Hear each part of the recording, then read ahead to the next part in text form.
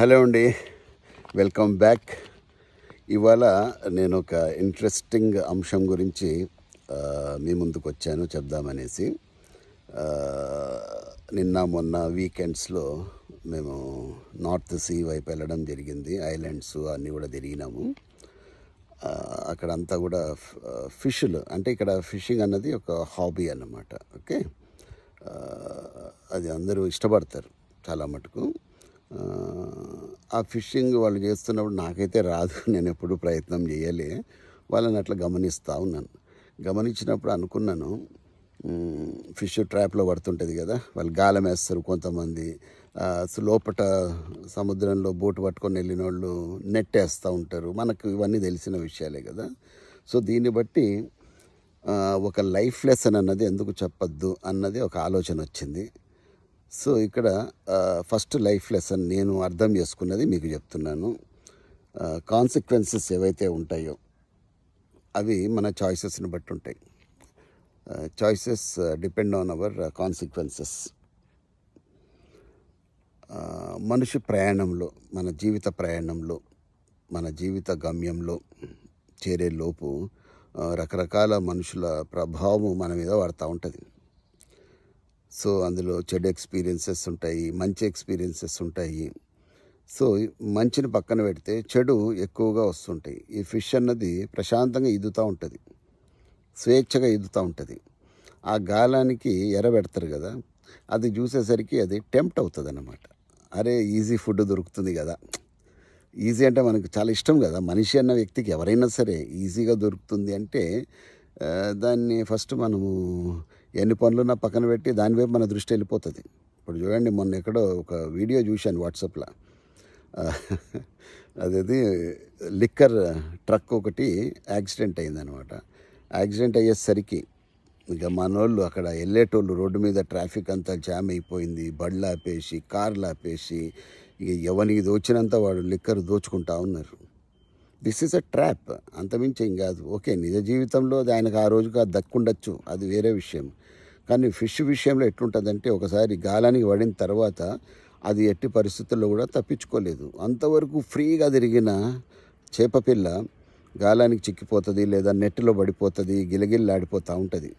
అది అనుకుంటుంది, అబ్బా అనవసరంగా ఇటు వచ్చాను.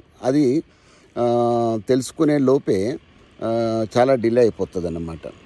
ఆ తర్వాత అందుకే నేను అంటాను, awareness saves you. You should be aware of what you are doing. చేప పిల్లలు చాలా మటుకు పడిపోతుంటాయి. కొన్ని బండి వెళ్తూ ఉంది, కొన్ని ఏమవుతుందంటే తప్పించుకుంటాయి, చివరి క్షణంలో తప్పించుకుంటాయి. ఓకే, సో మనం కూడా అలర్ట్గా ఉండాలి. Alertness is very important. Okay, తప్పులన్నది జరుగుతుంది, పొరపాటున ఏదన్నా ఒక నిర్ణయం తీసుకుంటామో అటువైపు ప్రయాణంలో మనకు లాస్ట్లో తెలిసిపోతుంది, అరే ఇక్కడ ఏదో కొంచెం గడబడైవాయి అని తెలిసిన వెంటనే అలర్ట్ అయిపోయి బయటపడే వాళ్ళు కొంతమంది ఉంటారు. ఓకే, ఫిష్ కూడా ఎట్లయితే బయటపడుతుందో మనుషం కూడా మనం అలర్ట్గా ఉండి బయటపడాలి, తెలుసుకోవాలి. లేదు నేను ఎట్లాగూ వచ్చినా కదా చూసుకుందాంలే అంటే it will be too late, ఇంకా బయటపడడానికి అవకాశం ఉండదు. ఇది సింపుల్గా చెప్తా నేను, అప్పుల ఊబిలో కూరుకుపోయినా అంటారు.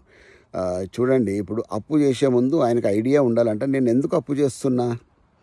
ఒక అబ్బాయి నన్ను అడిగాడు, సార్ అప్పులు చేయొచ్చా అనేసి. సో దానికి ఏం ఆన్సర్ చెప్పాలి, నేను ఆలోచించి చెప్పిన. ఇప్పుడు చాలామంది బిజినెస్ పీపుల్ అప్పులు చేస్తారండి. ఒక ఇల్లు కొనే వ్యక్తి అప్పు చేస్తాడు. ఓకే, బ్యాంకులు ఉన్నవి రుణం ఇవ్వడానికే కదా.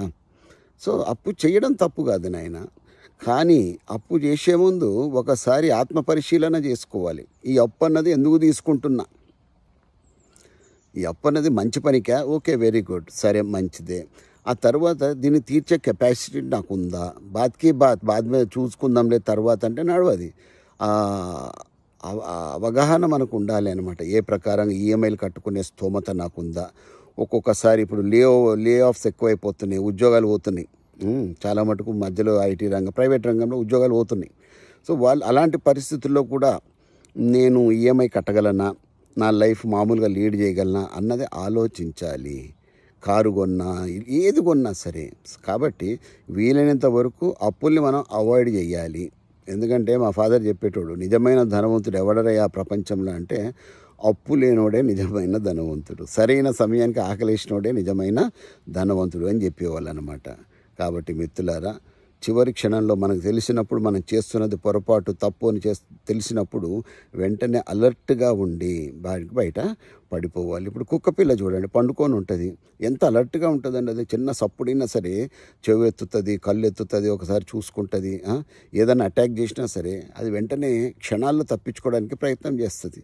పిల్లి కూడా చూడండి ఎంత అలర్ట్గా ఉంటుందో. పాము కాటుకి గురి కాదు పిల్లి, ఎందుకంటే దాని యొక్క షార్ప్నెస్ అన్నది ఆ ప్రకారం ఉంటుంది. ఆ పాము అన్నది ఒకసారి పడగ ఇప్పి ఎత్తేసరికి ఆ క్షణం రెప్పపాటులో పిల్లి తప్పించుకుంటుంది అనమాట.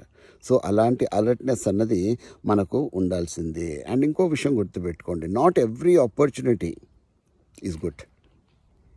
అవకాశాలు వస్తుంటాయి. సార్ మరి అవకాశం వచ్చింది కదా సార్, నేను అవకాశాన్ని ఉపయోగించుకోవాలి. చేపపిల్ల అనుకుంటుంది, అరే నా దగ్గరికి ఫుడ్ వచ్చింది భయ్, నేను ఎందుకు వదులుకోవాలి దాన్ని అని చేపపిల్ల కూడా అనుకుంటుంది. సరే అవకాశం వెంబటి వెళ్తుంది. సో ఇట్లాంటి అవకాశాలు మనకు కూడా వస్తూ ఉంటాయి.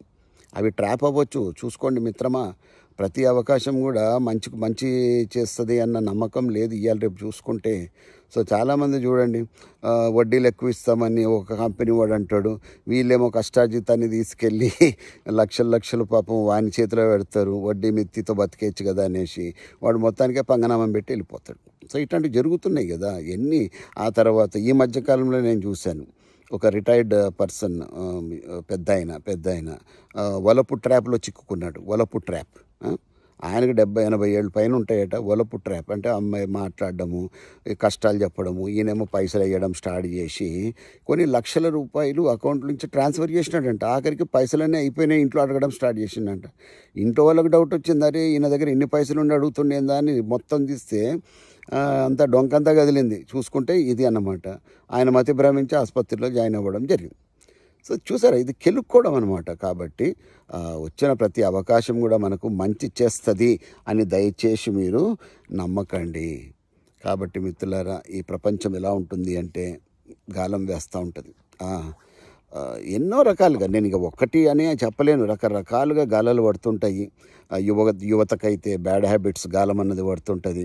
రారా కాలేజీలో ఎంజాయ్ చేద్దాము అని. అంతవరకు ఇంటర్మీడియట్ వరకు బ్రహ్మాండంగా ఉన్నవాడు ఇంజనీరింగ్ చదువులో కానీ మిగతా ప్రొఫెషనల్ కోర్సులో కానీ పాడైపోతూ ఉన్నారు, గాలానికి చిక్కుతూ ఉన్నారు వీళ్ళు. ఓకే, సో ఒకసారి చిక్కినాక బయటపడడం కష్టం. అందుకే అంటారు అలవాట్లు ఏవైతే ఉంటాయో దే డై హార్డ్ అని, అవి తొందరగా పోవు. కాబట్టి వాటి జోలికి వెళ్ళకుండా మీరు అలర్ట్గా ఉండండి. నేను మొన్న కూడా చెప్పిన వీడియోలో, దీన్ని మనం ఉపయోగించుకోవాలి. సరైన పవర్ఫుల్ పదార్థం ఇది, సరైన సమయంలో దాన్ని ఉపయోగించుకోవాలి. లేదా మీరు కమ్యూనికేట్ చెయ్యండి. మీ యొక్క మెంటార్స్ ఎవరైతే ఉంటారో, గురువులు ఎవరైతే ఉంటారో వాళ్ళని ఇట్లా మీరు కాంటాక్ట్ చేయండి. సార్ ఇట్లాంటి అవకాశాలు వచ్చినాయి ఏమంటారు అని. ఇప్పుడు డాక్టర్ దగ్గర కూడా మనము సెకండ్ ఒపీనియన్కి వెళ్తున్నారు కదా పేషెంట్స్. ఒక డాక్టర్ చూపిస్తారు, ఆయన తప్పు చెప్పాడని కాదు, కాకపోతే బెటర్ చూద్దామనేసి సెకండ్ ఒపీనియన్కి వెళ్తూ ఉంటారు. అట్లాగే మనం కూడా అవకాశాలు వచ్చినప్పుడు సెకండ్ ఒపీనియన్కి వెళ్ళాలి. సరి అయిన వ్యక్తి దగ్గర మనము సలహా తీసుకోవాలి. దానికి తగ్గట్టుగా మన నిర్ణయాలు అన్నవి ఉండాలి. ఈ ప్రపంచం ఒక ఊబి లాంటిదండి. అవకాశాలు కూడా కొన్ని ఊబి లాంటివే ఉంటాయి. ఒక్కసారి అందులో పడ్డాక there is no turning back. కాబట్టి ప్రతి విషయంలో కూడా అలర్ట్గా ఉండండి, అవేర్నెస్ అనేది తెచ్చుకోండి, మీకున్న నాలెడ్జ్ని ఉపయోగించండి, స్కిల్స్ని ఉపయోగించండి. తద్వారా ఏమవుతుందంటే మీ యొక్క ఆలోచన విధానం అన్నది కరెక్ట్గా ఉంటుంది. సో సర్వేజన సుఖినో భవంతు. మీరందరూ కూడా లైఫ్లో ఉన్నతంగా ఎదగాలనేసి, మరి ఫిష్ ట్రాప్ అన్నదాని నుంచి మనం ఒక మంచి పాఠం నేర్చుకోవాలనేసి మీ అందరినీ కోరుకుంటూ, ఎవరు కూడా ట్రాప్స్లో పడకుండా చాలా జాగ్రత్తగా, ఉన్నది 60-70 సంవత్సరాల జీవితం అండి, అంతే, మహా అయితే 80 సంవత్సరాలు. హ్యాపీగా బతుకుతాము, హ్యాపీగా ఈ ప్రపంచాన్ని వదిలేసి వెళ్ళిపోదాం తప్ప కష్టాలు పడుతూ ఇబ్బందులు పడుతూ తెలిసి పొరపాట్లు చేయకుండా. ఇప్పుడు చాలామంది అంటారు తప్పు అదేదే పొరపాటు అయిపోయింది సార్ అంటారు. పొరపాటుకి తప్పుకి చాలా తేడా ఉందండి. అనుకోకుండా జరిగేది పొరపాటు అవుతుంది, నీకు తెలిసి చేసేది తప్పు అవుతుంది. కాబట్టి వీటి మధ్య మనం డిఫరెన్స్ తెలుసుకుందాం. ఎవరు కూడా ఫిష్ ట్రాప్ అన్నదాని నుంచి ఒక మంచి పాఠం నేర్చుకొని మీ జీవితంలో ఈ పాఠాన్ని అన్వయించుకొని దర్జాగా, హ్యాపీగా, సంతోషంగా, ఆరోగ్యంగా బ్రతకాలని మనస్ఫూర్తిగా కోరుకుంటూ సెలవు తీసుకుంటున్నా. Signing off, Venugopal, Lakshmipuram from Gothenburg, Sweden. జై హింద్.